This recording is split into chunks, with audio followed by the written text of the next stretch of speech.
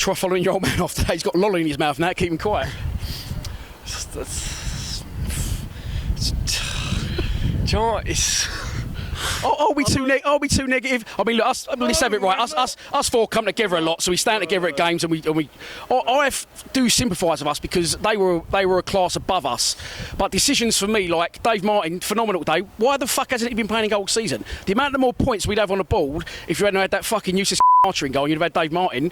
It speaks for itself. There you go. Like there you go. The answer's there, mate. I mean, like we had Martin today. Like, as my dad said in the last interview, he should be the only one in that team who should take credit today. In my opinion, I said against Brentford, but that for me, especially today, is the nail in the coffin for us. I genuinely believe we're going down. We ain't good enough. I think Wigan, Rotherham, Reading, any other boys in and around us would have given Villa a much better game today. Don't get me wrong, I think there were spells where we actually played decent, but our decision making, Dan, is just terrible. Yes. I mean, like we're getting to the byline and we're not putting the ball in. Like I see Aidan O'Brien at one point, he had acres of space and they're not crossing the ball in. They're getting the ball and turning back, trying to play it through the middle. We don't do that.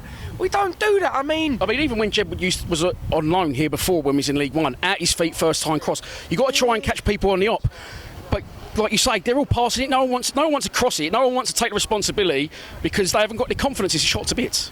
I know, but I remember you said you actually said this in the first half. You went to me, they ain't got the confidence to put the ball in the box. But at this stage of the season, this is when you go all or nothing. You've got to grow some bollocks and actually get the confidence to put the balls in the box. Listen, at the end of the day, like, I wouldn't have cared if we fucking just went gung-ho at one point and just shoved everything at it. And we lost 2 or 3-0 because at least we would have gave a bit more effort. Like, because, listen, the goal difference thing, like, it don't really, that's not a big thing. I know what you're saying. I feel the same. We come here today, I was half expecting a defeat. Yeah. When we was 1-0 down, we just seemed happy to contain them and then try and go for it last 10. But even when we went to go for it, just fuck all was happening. Exactly. But Dan, do you know what? I'm not pissed off at the fact that we lost today because when I was looking at the last few games, I was going, right, Brentford 3 points, Villa, we won't get anything there. But it was just the way in which we lost today. Like, there was good spells of it, but we could have actually been better than we was. We could have actually put the ball in the back of the net. You got Gregory up front on his own, and I feel so sorry for the geezer because he should have someone up there with him. Do you know what I mean? We had 3 central midfielders. The midfield 3 never once protected the back 4, and they never once picked up a loose ball, and they never once got forward to join in. The idea of playing 3 is you overload the midfield and win it. Yeah, exactly. And it was just like they weren't fucking out there. And when we are playing with that 3, the only one who's ever playing well in that midfield is Thompson, and he's going to be a big miss now. I mean, I'm not being funny. Leonard, he's our record signing, mate. I've had it up to here with Leonard, mate. The geezers, and I don't mean to single players out, 18 players out, but for our record signing, it's embarrassing, Dan. He give the ball away so much today. I mean, if it weren't for Dave Martin today, I mean, credit to Dave Martin today, if it weren't for him, Leonard would have given away 2 or 3 goals there today. I mean, Jed Wallace, as I said, he's one of my favourite players. He can't do enough for me. You can see he's still running. He's running his heart out there, but just nothing's coming off for him in a minute. He's crossing the ball and he's coming off the players like on the wing. Just try something different. They're trying to play from the middle. No, put the cross in the box. Their goal, I could see their goal coming a mile. You meant they're going to score here? Yeah, because Grealish was running, pass out wide, cross over like. The problem we've had is Harris doesn't like the fullbacks to go out and attack the wingers. You see it all the time that we allow the wingers to have the ball and get deliveries into the box. Because that's what Harris tells them to do. To stay compact and don't get pulled out. That was fine in League One, but the quality of crosses coming in now, and that's why you see so many goals now by us conceded from out wide, and then the forward getting across our centre half.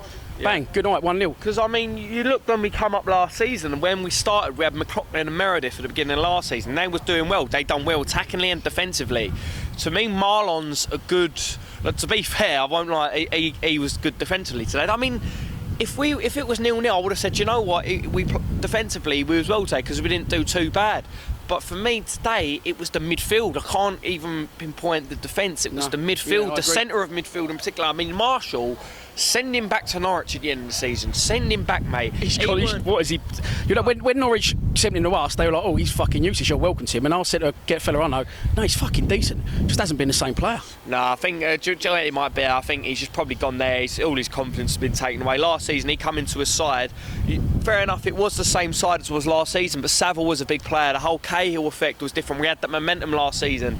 We've lost that completely, and I think the only way to really go forward, if we're to stay in this division at the end of the season, the only real way to go forward is to get rid of Neil Harrison, start fresh, in my opinion. There's no, you can't... Taking it as far as he can. Yeah, like Kenny Jackett done. When Kenny Jackett took us as far as he could, he kind of... Because he's never going to get sacked, Neil Harris. No, we definitely need a fresh approach and fresh ideas.